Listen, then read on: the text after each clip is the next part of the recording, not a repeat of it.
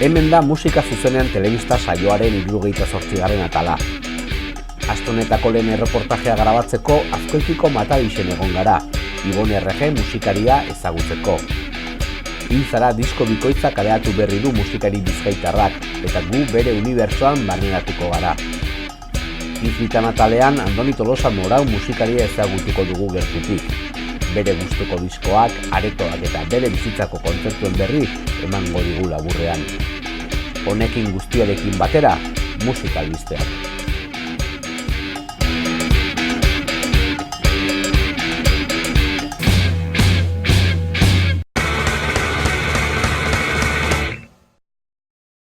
Bide ibiliak ateigatuak hondar zaharra hots busatua txorrota gorrak sasitza idorrak egarri ernaia urdinezurra. Arratsaldeon Ibon. Bai, hala nemon. Bueno, hementxe bildu gara, Azkoitiko Mataderon eskaini behar duzun kontzertu baten aurretik, argitaratu duzun, zure izena argitaratu duzun, lehen diskoari buruz hitz egiteko. Hilzara izena du, vinilo doblean bilduta dator, dotore jantzita gainera, eta esan daiteke, hala da, zure bakarkako lehen diska. Bai, bueno, hala da, lehenengo holan disko luzea eta kantu tradizional edo kantu ohiko molde horretan emandako kantu osatutako lehenengo diskoa. Aurretik baditut zenbait gauza atera eta fisikoan, bai kasetean, Madrileko Afeita el Perro izeneko sigiluan, da beste nire webgunean ere baditut aspaldiko holan esperimentu batzuk, baina orain bai, joan naiz kantu, melodia eta egituretara gehiago, improvisazio eta beste testura batzuetara baino. Zure musikabidea pixkate jarraitu dugunok, ikusi izan zaitugu, nagusik igualeten bikodan jotzen, gitarra batez ere, Mursegoren ondoan, Xabier Montoiaren ondoan, Gargar izeneko proiektu batean ere, eta beste hainbat gauza txikitan, baino bide polit bat osatzen, ez? Bai, denborari galdu gabe, ez, beti saltsaren batean.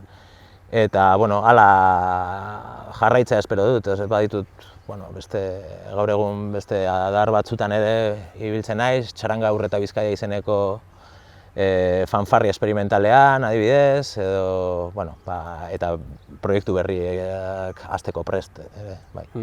Hala ere, igual hau izan daiteke, hola esan da, zulan proiektorik ambiziosoena, o behintzat, erabatekoena, ez? Kantuak ja kantu, vinilo formatu batean, eta presentazio txukun batekin, behintzat, hau ja doktore dator. Asko prestatu gabe, joan zen eraikitzen disko hau, ez nuen nik duela 2 urte eta erdi, ez nuen uste hau egiten ibiliko nintzenik. Egindako ibilbidearekin bat etortzen ezalako, beti izan dut buruan eta kantu hori tradizionaleko moldean sakontzeko, baina uste nuen beti ez nuela inoiz egingo, edo beti hola geratuko zirela zirriborro batzuk hor nonbait botata eta zela hain urrun, esan dezagun, urrun esan nahi dut, vinilo formatu, bikoitz formatu horretara nekien helduko zenik. Nik ikusi izan dituan proiektuetan, abidez rokan lantzen duzu erroki oso irikia eta oso raro esan daiteke ere eten formazioarekin, Mursegoren eta Montoiren bere esperimentazioa jo izan duzue beste arlotan, honakoan zatoz disko bilutsi batekin inoiz esan bai daiteke, eta ahots hutsezko esperimentazioan, hola definitu duzu, ez?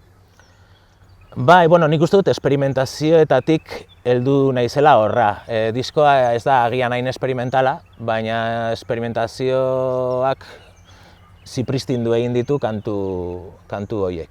Ez dakit, estilo eta horietan nik ulertzen dut, nik erabiltzen ditut etiketak eta hori, baina niretzat etenengandik ez dago hain urrun, zentzu askotan gauza proiektu hau, Montoiarengandik ere ez, Mursegorengandik ere ez, badu denetatik horrek guztiak eraman hau egitera, baina bereziki, ez dakit, nire ustez da jantzi berri bat, erosi dut jantzi hau eta orain horrela jantzita etorri naiz. Eta beste jantziak ere armairuan daude, aterako ditut berriz, baina orain horrela atera naiz, baina esan dut musika ulertzeko modua oso antzekoa dela, nahiz eta agian estetikoki eta volumen aldetik hau basuago sonatzen du honek etenek baino, eta hori, baina esan dut, funtsa berbera dute guztiek.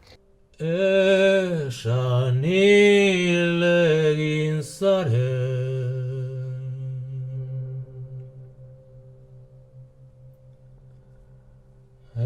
hau iluntzen zure itzalak ez isten dirdirak hau ozten zure ufadak ez epeltzen atxak niretzat zendu zara, niretzat zendu zara, deuse zara.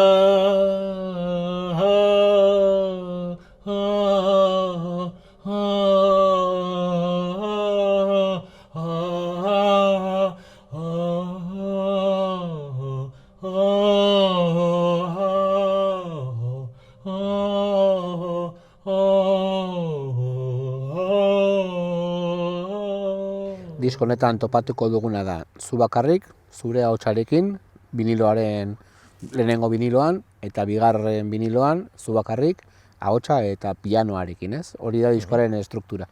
Horixe da, bai, besterik ez. Eta hasierako batean, asmoa zen kantu guztiak izatea akapela emateko modukoak.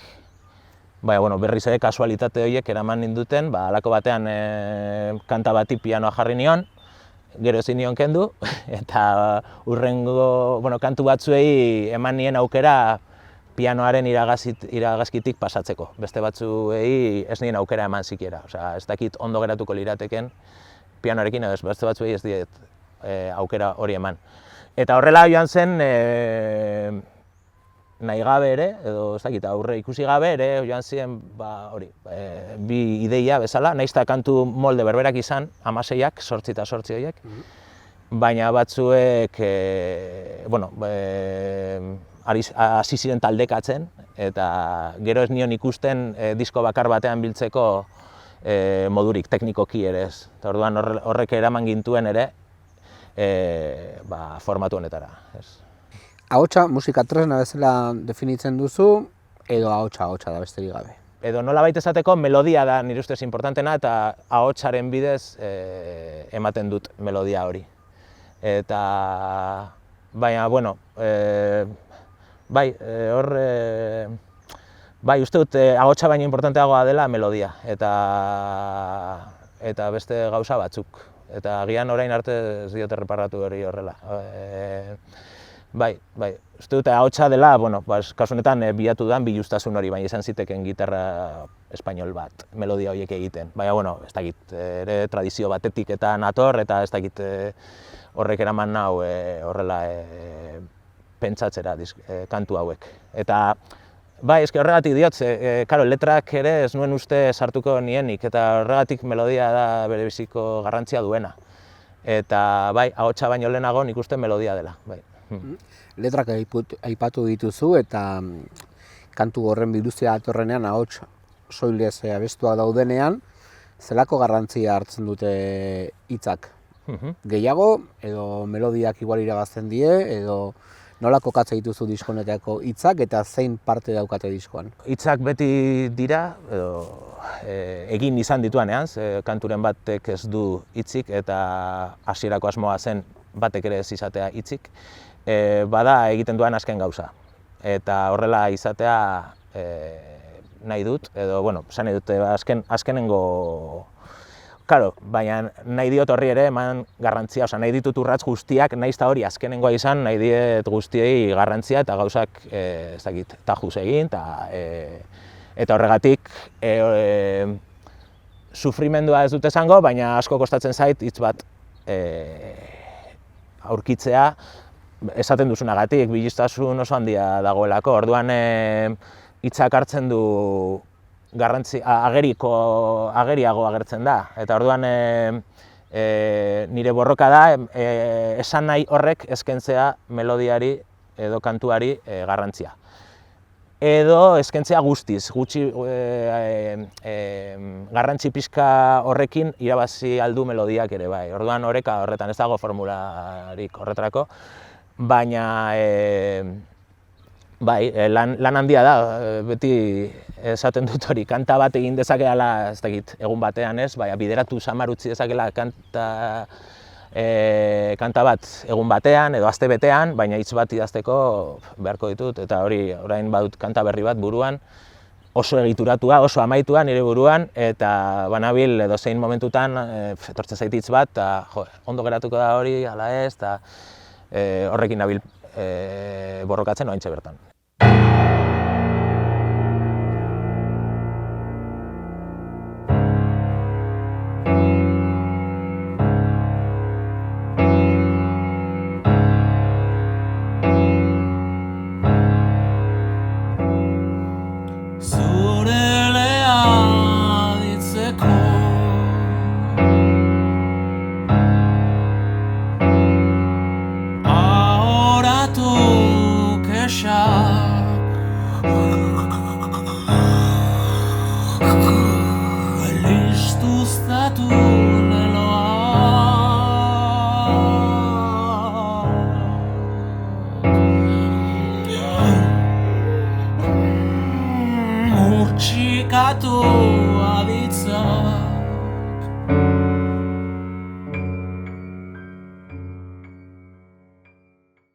Diskoaren lehen entzunaldian, hemen erreferentzik gertuko bat aipatzeko agian izan daiteke Siberuko kantagintza o kantagintzan jorratzen bezala iparraldean eta batez ere Siberuan, ez? Azken boladan ugaria dira ere bertatik datozen tradizioa eta esperimentazioa batzen duten egitasmoak, baina eta Ixiari hor dago Irazorekirekin egindako basoan lanarekin, Jupiter Jon eta Maren Alabak ere ari dira zerbaitetan. Arantza begiratu duzu pixka bat edo? Arantza beti begiratu izan dut, eta halako batean erabaki nun hango kantak hemen errepikatuta beharrean nire kantu propioak nahi nituela egin, baina bai, bizta beti eduki dut ara jarrita eta jakina, hango ez dakit, errepertorioa ikaragarria da, kantu honez osatutako bilduma hangoa ikaragarria da, kantu itzelak. Txarrak ere bai, baina eske onak ikaragarria dira, eta ez dakit, kantatzeko duten ez dakit, sena edo hori asko impresionatu egiten nau, ez? Ez bakarrik Siberukoa, hemen gertukoena hori dugulako, baina gustatzen zait, ez dakit, mundu osoko kanta molde hori, nahiz eta Siberukoa berezia izan, baina hori, Balear Irletakoa adibidez, eske badaude grabaketa batzuk ikaragarriak, Alan Lomaxen artxibategian, eta baina mundu osoan badaude lagin ederrak ikusteko eta nondik edateko. Hortik hartuta, baina gero nirea emateko hori da, eta esate duzun bezala, kantari handiak eta berezi kantu handiak dituztean. Zer erakartzen zaitu esaterako Siberuko kantagintza hortik? Lantzeko era, interpretatzeko era, bizitzeko era hori, agian hemen horrenbeste ez duguna hegoaldean, horren kilometro gutxiko buelta horretan? Teknikoki ere, bada asko interesatzen zaidan, ez dakit, melodiak eraikitzeko modua, akapela emateko ohitura ere ez gaude ohituta horrela entzutera musika, eta hori oso erakargarria egiten zait. Mikrofon hori kantatzeko entzutera ere ez gaudelako ohituta gaude oso musika volumen oso zenean entzutera. eta akapela kantatzen duzunean behartzen duzu belarri horiek beste modu batera jartzea zuri begira, zuri entzunez, ez? Eta hori, bueno, ez dakit oso ohikoa den modu bat, ohituta daude kalean kantatzea edo eta kalean, mendian eta abar, ez? Orduan horrek beste kantatzeko molde bat egitera eramaten zaitu edo alderantziz. Hori horrela kantatzen zen eta gu ohitu gara mikrofonetara eta beste modu batera kantatzera, ez? Eta ez da esentzia bilatzearren, baina ezberdina da, badu beste xarma bat. Eta ahotsa modu puruago batean, ez dalako elektrifikatzen gure belarrira heldu bitartean, ez bada, ez dakit, bertatik bertara entzuten da, eta hori asko maite dut. Indara mini bat bilduko bagenu,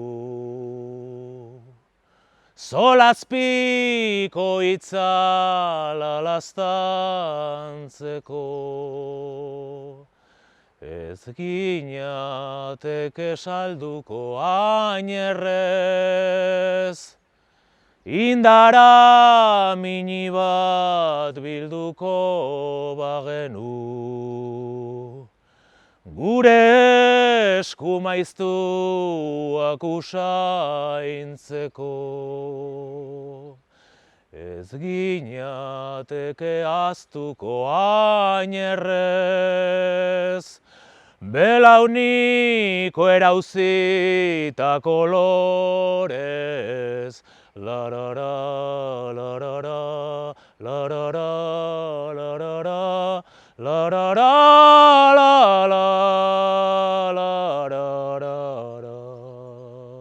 Hilzara disko honetara bueltatuz, grabaketa ere ez da ohiko grabaketa bat izan estudio batean, baizik eta kantu bakoitza o kantu xorta bakoitza izan du kokagune zehatz bat, non kantuaren azken soinua ere definitu duen.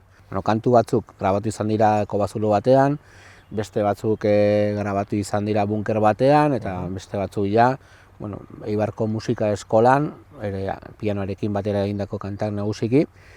Zer bilatu duzu leku bakoitzarekin kanta bakoitzari emateko? Pluralean hitz egingo dut, disko honen parte handi bat egin du Txesnek, lagunak eta musikari handiak.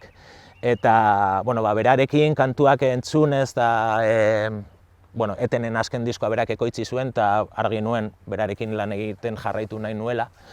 Lehenengo hasierako asmoa zen kanta bakoitza leku kokapen ezberdin batean grabatzea, baizik eta bakar batean. Joan ginen Errenteriko Landarbaso Azpitarte lau izeneko kobazulora, eta han eman nituen kantu guztiak. Orduan ez nekien pianoarekin grabatuko oten nituen batzuk, baina han grabatu nituen, ez dakit, 16ak, ez nekien pianoarekin eta zer gertatuko zen. Eta orduan grabaketa horiek entzun eta hasi ginen pentsatzen polita litzatekela kokapen ezberdinetatik pasatzea. Eta orduan hortik bilatu genuen beste hori Bunker 2, Bizkaia aldean daudenak, bat Sopelan, eta Getxo Sopelan, eta beste bat Galdakaon, eta hor berriro grabatu nituen beste kanta batzuk. Azkenan da efektu bat, ez? Gitarrarako erabiltzen diren reverb eta horien modukoak, guk bilatu ditugu efektu naturalak izatea, lekuak ematea kantuari ñabardura batzuk. Sopelako bunkerrean grabatu genuen hori eta beste batzuk, eta oso kuriosoa da soinua, hondartza ondoan dagoelako, baina aldi berean bunker bateko oihartzuna nabaritzen da. Orduan nahasketa horrek ematen dio kantari kutsu berezi, gutxienez berezia. Norbaitentzako zikina edo deserosoa izan daitekena, zuretzako erakargarria oso. Niretzat ere uste dut deserosoa dela disko hori entzutea, hori batzuekin komentatu izan dut. Ez da disko bat holan, ez dakit, iruditzen zait, estandarrek eskatzen duela gauzak ez direla horrela grabatzen. Grabatu behar direla beste modu batera, orduan horrek sortzen du deserotasun hori niri ere bai. Eta hori maite dut, nire burua ere deseroso jartzea. diskoak disko dira eta zuzeneko. Ari zaraia taularatzen egitasmo hau. Nolako lekuak exigitzen duelako bezalako disko batek? Funtsezkoa da entzulearen arreta maila bat nahiko altua, nire ustez, berehala despistatzen naiz. Orduan, zarataren bat edo baldin badago, berehala galtzen dut aria eta normalean begiak itxita egon behar izaten dut hori. Edozein gauza, bisualki ere despistatu ahal nau, eta nire izaeragatik ere bala. Baina, esperientzia oso onak izaten ari naiz, berez, honek berez eskatzen dituen lekuak oso solemneak eta hortik kanpore ari naizelako, eta erantzuna edo arreta edo sortzen den giroa oso atsegina izaten ari dalako, atsegina eta hori nabaritzen da. Eta batzutan ez da bakarrik isiltasuna, aipatu dut arreta, eta ezberdina da. Onargarriagoa iruditzen zait isiltasuna ez izatea osoa, arreta ez izatea osoa, baina horrek hori ez dakit, transmititzen da nolabait, eta ni eragiten dit kantatzea, eta erosoen nago hori, dagoenean tentsio bat arretak sortzen duena, eta hori ez dago neurtzerik ere oso... Gu asko gozatu dugu diskoa entzuten, asko gozatu nuen ere zuzenean ikusten Hernanin ikusi zintudanean La Bodegan, eta aurrera begira ere jarraituko dugu jarraitzen zure pausoak eta nora doazen. Hori da. Eskerrik asko Ibon. Zuei, bai. Mi esker. Bai.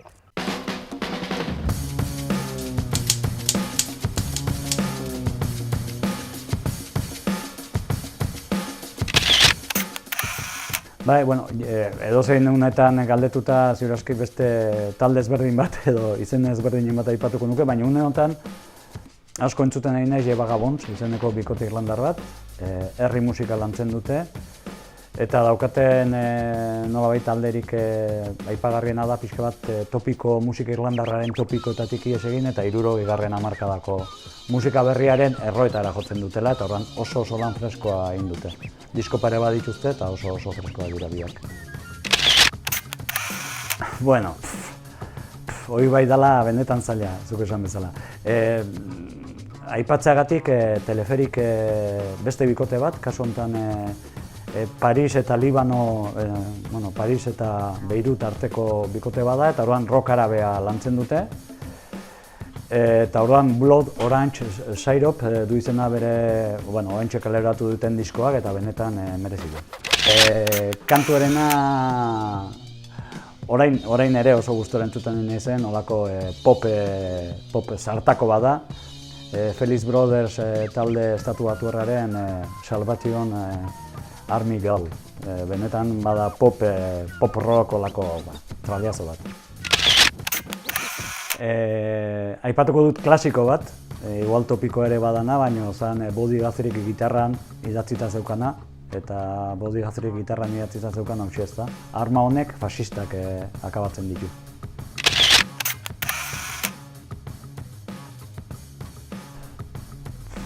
Oraintxe bertan ere Ipar Amerikako emakume bat, Ryan Giddens izena du. Eta bere garaian Caroline Chocolate Drops edo taldearekin ibilitako, eta horren pixka bat herri musika lantzen du, baina ikuspegi emakume eta emakume beltz baten ikuspegitik lantzen du. Eta oraintsu ere kaleratu du disko bat, eta benetan, nik uste dut, une honetan, inguru hortan, folk, rock inguru hortan topatu daiteken ahotsik ederrenetako bat dela. Denotari pixka bat, baina egia dana nire lan baldintzengatik gehien bat MP3 formatuan entzuten dudala, edo streamingean, edo bestela MP3 bat. Bai, eta gainera nola beti izan den eta askotan jodut, eta beti izan den jodetze ondo hemen, parraltaberna, Gasteizko parraltaberna aipatuko nuke. Bai, kafeantzokia iruditzen zait, Bilboko kafeantzokia oso leku egokia kontzertu bat, tamaina ertaineko kontzertu bat ikusteko. Bestela, normalean, gustatzen zaizkit oso espazio hurbilak, ezta? Txikiagoak direnak, tabernak eta bar, eta horretan, iaia edozein lekutan disfruta dezakezu kontzertun batekin, ezta? Orain lotuta, gainera Kafe Antzokiarekin, Lucinda Williamsen kontzertua Kafe Antzokien bertan. Bai, kostatu zaite, naiz bueltak ematen, eta azkenean deskubritu dut, izan zala, Michael Firen Tubular Bells, bai, kasetean. Bueno, hoi ere garbi dago, Ibon Erregeren hiltzara, disko marabilloso bat, alde guztietatik. Bai edukian, bai itxuran, bueno, bai, alde guztietatik.